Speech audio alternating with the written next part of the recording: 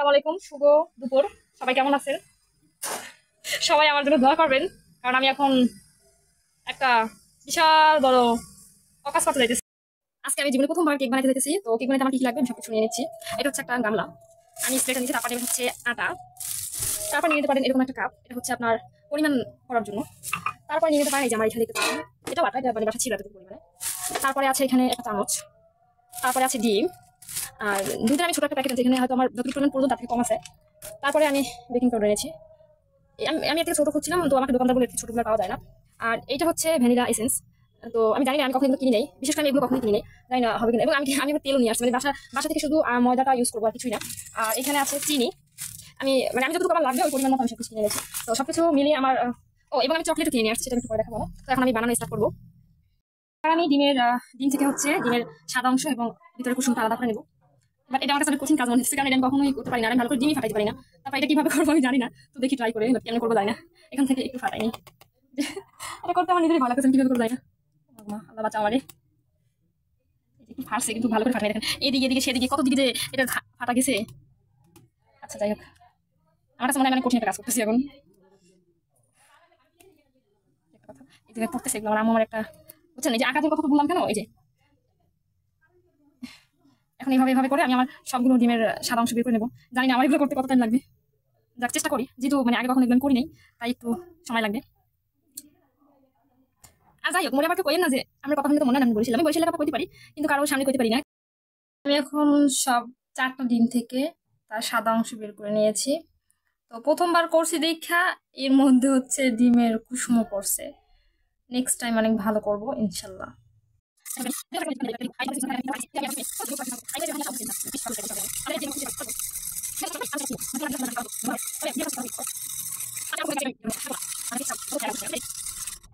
তো গাইস, ওই এটা দিয়ে করতে করতে অদর্শ হয়ে যাওয়ার পরে তারপর এরকম ডাল গুঁড়ো দিয়ে লইবেন, আপনার মার বা যারই হোক, তারপরে চুরি করে আনবেন, তাও লইবেন, লওয়ার পরে হ্যাঁ এরকম করে দেবেন। আপনি মধ্যে কিসের ইলেকট্রিক বিটার ভাই, এটা যে পরিমাণ মানে সহজ, হ্যাঁ মনে করেন যে ইলেকট্রিক বিটার কিছুই নেই এটার সামনে।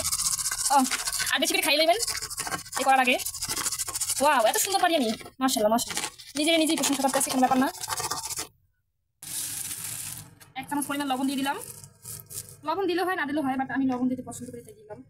তারপরে একটু উঠে নিই। তারপরে এই যে 1 কাপ পরিমাণে আমি চিনি দিয়ে দেবো। এখন এটাকে আমি আবার এই ডালগুলোর সাহায্যে ভালো মতো বুঝতে দেবো।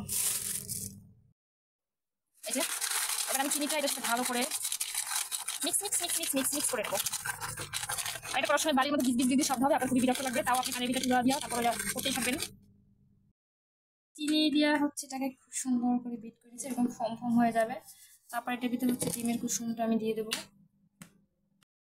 এবার এটাকে আমি আবার বিট করে নিব। এটা কিন্তু অনেকক্ষণ বিট করতে হবে,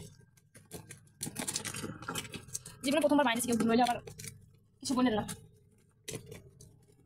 তবে আমি কেক বানানোর জন্য অসংখ্য পরিমাণ ভিডিও দেখছি আমার লাইফে, কিন্তু আমি কখনো কেক বানাইতে আসি নাই।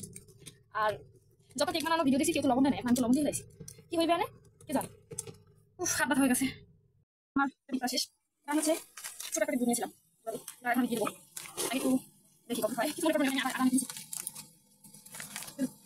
ছিলাম না দেখি কত হয়। এই জিনিসটা ভালো জানি না, এটা অবশ্যই নিয়েছি গাড়ি এক কাপ নাই, মানে বড় কিছু না কাপ নাই, আমি কিনি আমার অবশ্যই করছি না। আর যখন আগে বুঝতে এখন কাজ করতে হবে, এটা হচ্ছে শুধু মানে শুধু দুধ আমি দিয়ে দিই, তখন কি হয়ে যাবে। প্রথমে এটা আমি 2 চামচ মিক্স করে নেবো আবার।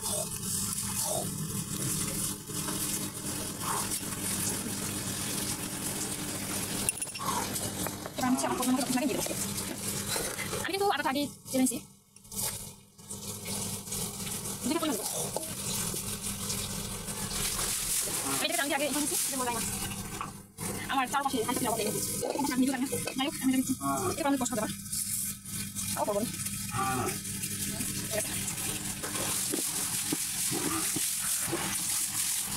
এবার আমি হচ্ছে তেল এবং ফ্লেভার দিতে ভুলে গেছি, তাই ফ্লেভারটা তেলের সাথে মিক্স করে নিলাম, যদি ভালো করে মিক্স হয় নাই।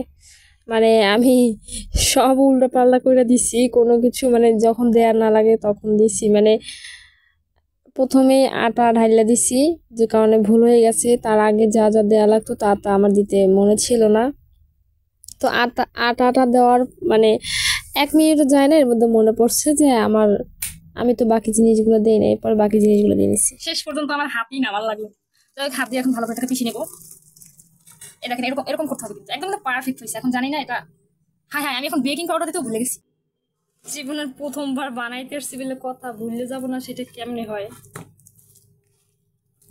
এখন আমার কতক্ষণ মিক্স করা লাগবে বলেন তো, কেমনটা লাগে। কত কষ্ট করে আমি পারফেক্ট বানাইলাম। যখন দেখবেন এর ভিতরে কোনো দানা দানা নেই আর এরকম করে হাত দিয়ে জাগাইলে একদম স্মুথলি পড়ে যায়, তখনই বুঝবেন যে আপনার কেকের গোলা রেডি করা হয়ে গেছে। এখন আপনারা যে পাতিলের ভিতরে কেক বসাইবেন, এই পাতিলটা চারোপাশে ভালো করে তেল মানে ব্রাশ দিয়ে নিতে পারেন, আর মোর মতো চাইলে হাত দিয়েও নিতে পারেন। তো আমি হাত দিয়ে চারোপাশে তেল লাগাইছি, সামান্য একটু তেল লাগাইলে আর তেলটা দিলে কি হবে, কেকটা পরে উঠাইতে আর ঝামেলা হইবে না। এই পর্যায়ে কাগজটারে কিন্তু আগে গোল করে কাটিয়ে নেবেন, তাহলে সুবিধা হইবে। আর যদি গোল করে কাটিয়ে নেন তাহলে মোর মতন এরকম ছিঁড়ে ছিঁড়ে লওয়া লাগবে। তো প্রথমে এই কাগজগুলো দিয়ে দেখি মোর অনেক মানে বড়ই আছে লম্বায়, পরে আবার আমি একটু বাস করে দিছি। আর যেহেতু প্রথমবার বানাইছি এর লাগে একটু ভয়েসটা আমি যখন বানাইছিলাম তখনই ভয়েস দিয়ে রাখছিলাম, যাতে পরে আর ভয়েস না দেওয়া লাগে। কিন্তু এই যে গরু ডাক আর শব্দের লেগে মোর এই ভয়েস গুলো কাটা দেওয়া লাগছে, কারণ মোর কথার থেকে গরুর যে ডাকে এই বেশি শোনা যাইতেছিল। হ্যাঁ, এরপর কি আর করার। আর একদিনে কেক বানানো হয়েছে মাটির চুলোয়, সেই লেগে উপরে একটা তাওয়া দিয়ে দিছে, তাওয়ার ভিতরে কিছু বালি দিয়ে দিছে, এই চুলোর উপরে একটা গরম বানাইছে। আর এখনই যাইয়া এই চুলোর উপরে এই কেকটা বসাই দেব। মোর মা চুলোর উপরে কেকটা সুন্দর মতো বসাই দিয়েছে, আর চুলোর আঁচটা কিন্তু এখন যেরকম দেখাইতেছে এরমই রাখবেন। কিন্তু এরম বেশিক্ষণ রাখবেন না, এরম যে আমি 6 মিনিট রাখবেন, 6 মিনিট পর আবার আপনি এটা জায়গায় রাখবেন।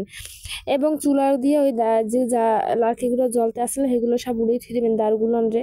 হ্যাঁ, আবার এরকম ডাইকে রাখবেন 20 মিনিটের লগে, এরকম ঢাকনা দিয়ে থুয়ে দেবেন। আর এই ঢাকনাটা দিয়ে থুবেন, এর উপরে কিন্তু কয়লা দিয়ে থুইতে হইবে। তো এই কয়লাটা আবার 10 মিনিট পর চেঞ্জ করে আবার নতুন করে দেবেন। তো মোর এই কেক বানানোর পর এরকম হয়েছে। তো কেকটা কিন্তু মোটামুটি ভালোই ফুলছে, জীবনে প্রথমবার বানাইছি। ভালো করে বোঝা যেত না, তবে কেকটা খাইতে অনেক বেশি মজা আসলে। আর এই যে দেখতেছেন এই যে বড় বড় ফাঁকা ফাঁকাগুলো হয়েছে, এইগুলো আসলে হয় কিনা, যারা যারা কেক বানান হ্যাঁ হয় কিনা জানি না, কিন্তু মনে এরকম হয়েছে কাম আমি বুঝি নাই। তবে এইগুলা একটু মনে হয় আর একটু মনে হয় করা লাগতো। আসলে কেকের গোলাটা আমি যত বেশি বিট করবেন অত বেশি সুন্দর হইবে কেক, যা বুঝলাম আর কি। আর এই তো মোর কেকের ফাইনাল লুক। মুই মানে কেকটারে যেহেতু কোনো ক্রিম বানাইতে পারিনি, আর ক্রিম বানাইতে যা যা লাগবে এই কিছুই মধ্যে আসলে না, হেলে কি আমি কেকটারে মনে করেন যে শর্টকাটে যেরকম ডেকোরেশন করা যায় সেরকম করে দিছি। তবে মোটামুটি মনে হয় না খারাপ হয়েছে, তবে কেক খাইতে অনেক মজা লাগছিল, দেখতে যেমনই হোক খাইতে মজা লাগছে, সেটাই সবচেয়ে বড় কথা।